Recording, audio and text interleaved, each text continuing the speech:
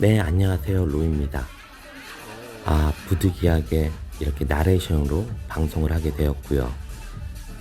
우연치 않게 이 베트남에 18년째 거주 중이신 성공한 사업가 어떤 형님을 만나게 돼서 그분이 저를 초대했거든요.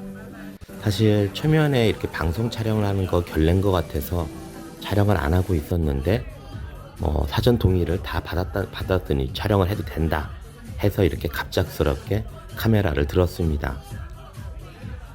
오늘 초대된 분들은 나름대로 베트남에서 유명하신 분들이고요. 그래서 같이 온 남자 일행분들은 사진을 촬영을 할 수가 없었습니다. 지켜줘야 되기 때문에. 그리고 베트남 분들이에요. 남자분들도 베트남 분이고, 여성분들은 일종의 인플루언서, 그리고 모델, 이런 쪽에 일을 하시는 분들이에요. 그러다 보니까 일종의 관종이라 부르죠. 오히려 제가 유튜버라고 하니까 오히려 촬영하고 이런 거에 대해서 더 적극적으로 좀 환영해 주었고요. 덕분에 이렇게 촬영을 할 수 있게 되었지만 사실 제가 좀 얼었어요. 이런 장소도 가본 적이 거의 없었고, 그리고 오는 분들이 나름대로 제가 만나보지 못했던 분들, 그러다 보니까 나름대로 이거 자존심도 살짝 걸려서 이거 어떻게 행동이 될까 좀 당혹스럽더라고요. 역시 경험이 중요한 것 같습니다. 베트남에 이제 올해로 이제 9년차 접어들고 있는데 아직도 솔직히 이런 문화는 그렇게 많이 접하지 않았거든요. 개인적으로 이런 곳을 그렇게 썩 좋아하지는 않았거든요. 저는 철저하게 차라리 춤출 수 있는 클럽 같은 데를 좋아했지, 이 베트남에 있는 비어 클럽이라고 하죠. 이런 식으로 음식과 맥주를 먹으면서 막 큰 음악을 들으면서 귀가 찢어질 것 같아요. 이러면서 밥을 먹는 게 별로 불편했었거든요. 사실 이곳에 가기 전까지는 굉장히 가벼운 마음으로 가려고 했습니다. 막상 도착하고 나니까 정말 얼어붙더라고요. 더구나 제가 친한 분들도 아무도 없고 다 낯선 분들과 낯선 환경, 그리고 이렇게 공격적인 의상을 입으신 베트남 여성분들. 참고로 이날 여성분들이 하나, 둘, 셋, 넷, 다섯 분이나 오게 됐어요. 지금 이제 보고 계시는 굉장히 가슴이 공격적인 저분의 친구분들 3명, 그리고 또 한 명의 아리따운 아가씨. 저는 아무래도 직업이 유튜버다 보니까 이런 분들 오면은 굉장히 살갑게, 그리고 혹시라도 나중에 출연을 할 수 있을까, 이런 어떤 빌드업을 갖고 사람에게 접근을 하죠. 그러다 보니까 나름대로 좀 더 적극적으로 좀 유머러스하게 접근을 해야 되는데, 그분들의 관계를 모르다 보니까 이러지도 저러지도 못하고 잽을 날릴 수도 없었고요. 다행히 여기 저를 초대해 주신 분이 관록이 있으세요. 굉장히 연예계 생활도 오래 하셨고, 이러다 보니까 굉장히 이 여성분들과 우호적인 관계, 그리고 지켜보더라도 그분 나이대가 50대 초중반인데, 근데 여성분들은 그분을 굉장히 존중하고, 내가 보기엔 존경까지도 느껴질 정도로 오히려 곁에 맴돌라고 하는 것 같다는 느낌. 한편으로는 굉장히 부러웠습니다. 사실 제가 유튜브 활동을 하면서 많은 구독자분들과 베트남 여성분들과의 어떤 관계, 인연, 이런 거를 논하면서 굉장히 어렵습니다라는 얘기를 많이 했는데, 이분을 지켜보면 솔직히 그 말이 무색할 정도로 그냥 가만히 있어도 많은 여성들이 이렇게 알아서 찾아오는 이런 인지도라고 해야 될까요? 사실 이쪽에 앉아 있으면서 또 다른 베트남 사업가 그분도 오셨는데, 주변 테이블에 있는 여성분들이 그냥 알아서 와서 인사도 하고, 그리고 친해지려고 하고, 이런 모습 보면서 야, 사회적 지위가 이렇게 무섭구나 하는 생각을 했고요. 그 속에서 살짝 초라하게 느껴지는 제 자신도 보게 되었습니다. 한국이나 베트남이나 다 비슷한 것 같습니다. 재력. 굉장히 성공한 사업가들 분들이기 때문에 정말 돈에 대해서는 전혀 의식을 안 하는 것 같았고, 그리고 행동도 굉장히 여유 있게 느껴졌고요. 그 속에서 혼자 똥싼 강아지 마냥 발발발 떨고 있는 내 모습 보면서 좀 더 빨리 성공을 해야 되나? 계속 그런 생각하다가 중간에 갑자기 현타가 왔죠. 나의 본질, 도코다이 로이. 누가 뭐래도 비교당하고 싶지 않고 내가 행복하다고 생각하는 것을 따라가려고 합니다. 그렇게 살라고 베트남에 왔기 때문에 나름대로 자존심도 부려보았고요. 끌려가지 않으려. 누군가 나를 원하지 않을 때, 나를 원하지 않는 세상이 있을 때 여러분들은 어떻게 하실 것 같아요? 제가 선택한 방법은 그 세상을 제가 피하는 겁니다. 들어가지 않고 제가 행복하다고 느끼는 그 세상 속에서 살아가는 겁니다. 그게 누가 볼 때는 꼰대? 이렇게 말할 수도 있겠죠. 어떻게 보면 제가 자신이 없어서 그래요, 아직까지는. 하지만 제가 행복하다고 느끼는 공간에서는 누구보다도 행복하다고 느끼고 살고 있거든요. 제가 갖고 있는 재력, 요 정도 순이지만, 요 정도밖에 안 되지만 전 충분히 행복하다고 느끼고 살고 있거든요. 어떻게 보면 한국이나 베트남이나 이런 마음으로 살았다면 저도 한국에서 살아갈 수 있었을 텐데, 어떻게 보면 도망치듯 자신이 없어서 뒷걸음치듯 베트남으로 온 게 아닐까 하는 생각을 하게 됩니다. 그리고 그 형님의 조언,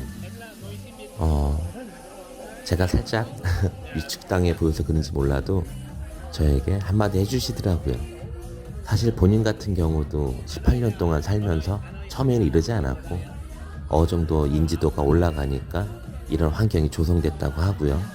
같이 오신 그 베트남 분 사업가, 그분 사실 외모적인 거나 피지컬적으로는 상당히 전혀 관심을 끌 그런 조건이 아닙니다. 하지만 그분에게는 돈이 있다면서 저의 그 현실을 말해주더라고요. 남들이 10만 원 쓸 거 그 사람은 20만 원을 쓸 수 있다. 부정할 수 없더라고요. 그 속에 주변에 있는 여성들이나 어떤 지인분들 움직일 수밖에 없겠죠. 우호적으로 다가올 수밖에 없었을 거고요. 지금 보시는 굉장히 아리따운 베트남 여성분, 이날 처음 만났다고 합니다. 모두. 하지만 굉장히 기분 좋게 그분들 옆을 지키고 있더라고요. 솔직히 실제로 보면은 굉장히 피지컬적으로도 굉장히 훌륭하고, 만약에 일반적으로 저희가 바깥에서 만났으면 어땠을까 한번 생각해 봅니다. 아마 굉장히 관심을 끌라고 깨방정도 떨고 잽도 날리고 이럴 텐데, 정말 그분들은 별다른 행동이 없어요. 하지만 많은 여성들이 그분에게 관심을 받으려고 맴도는 모습을 보면서 정말 아이쿠 배야 이런 생각을 하게 됐네요. 그리고 여기 모여서 즐기는 분들 보면 이날이 월요일이고요. 그리고 저녁 8시입니다. 바깥에는 비가 많이 오고요. 그럼에도 굉장히 고가의 양주, 위스키, 그리고 금액도 생각보다 후덜덜 하더라고요. 이렇게 즐길 수 있는 사람들, 그 바깥으로 나가면은 정말 이분들이 하루에 쓸 돈, 그 돈이면 몇 개월치 월급이 되는 사람들이 거의 대부분입니다. 특별한 사람들, 특별한 계층일 되길 원하는 사람들, 어떻게 해야 될까요? 각자 노력해야 되겠죠. 하지만 저는 지금 제 삶을 지켜나가려고 합니다.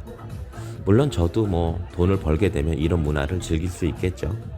하지만 그 문화가 특히 재밌을 때 욕심이 날 때 이런 문화를 즐기려고 악착같이 또 돈을 벌겠죠. 하지만 다행히도 아직까진 저는 이런 것 때문에 돈을 벌고 싶지는 않습니다. 제가 행복하고 제가 좋아하는 것들은 다른 곳에 있거든요. 나름 처음 만나다 보니까 사실 저도 실수를 많이 하게 됩니다. 내가 없는 거를 감추려고 더 하지 않는 행동. 저는 여자친구가 있습니다. 하지만 그들에게 관심을 달라고 말을 걸고, 그리고 워낙 외모가 특출나다 보니 전화번호도 땄습니다. 물론 그분께 허락을 받고요. 그 같이 오신 형님들에게도 허락을 받고 연락처를 땄습니다. 하지만 좀 다른 부분이 하나 있죠. 여기 온 여성들은 내가 그분들과 함께 있는 것만으로도 나를 대단한 사람으로 착각을 하더라고요. 무슨 청년 사업가처럼 생각을 하길래 그건 아니라고 말했고 저는 그냥 잔잔바리 유튜버라고 말을 했습니다. 그럼에도 잘 믿지 않는 분위기예요. 난 분명히 말을 했는데 왜 믿지 않을까요? 이게 반사효과라는 걸까요? 같이 있는 분들이 대단하면 나조차도 어느 정도 혜택을 받는 것 같습니다. 이래서 사회적 지위를 욕망하는 분들이 늘어나는 것 같습니다. 특히나 이 베트남에서 이런 사회적 지위를 갖고 있는 분들과 관계를 유지하는 것만으로도 얻어갈 수 있는 게 한국보다도 더 많다고 전 느끼고 있습니다. 잘만 아부하면서 같이 함께 있었으면 뭔가 떡고물이 떨어질 게 있을 수도 있겠지만 하필이면 제가 술을 잘 못합니다. 그리고 절 초대하신 분도 제가 술을 잘 못하는 걸 모르고 계셨던 것 같아요. 저 무려 술을 3병 넘게 먹었습니다. 그리고 굉장히 취해버려가지고요. 한 11시 넘어가지고 정말 죄송하지만 저 먼저 취해서 들어가 보겠습니다 하고 들어와 버렸어요. 그래서 아마 그분들은 실망을 하셨을 거예요.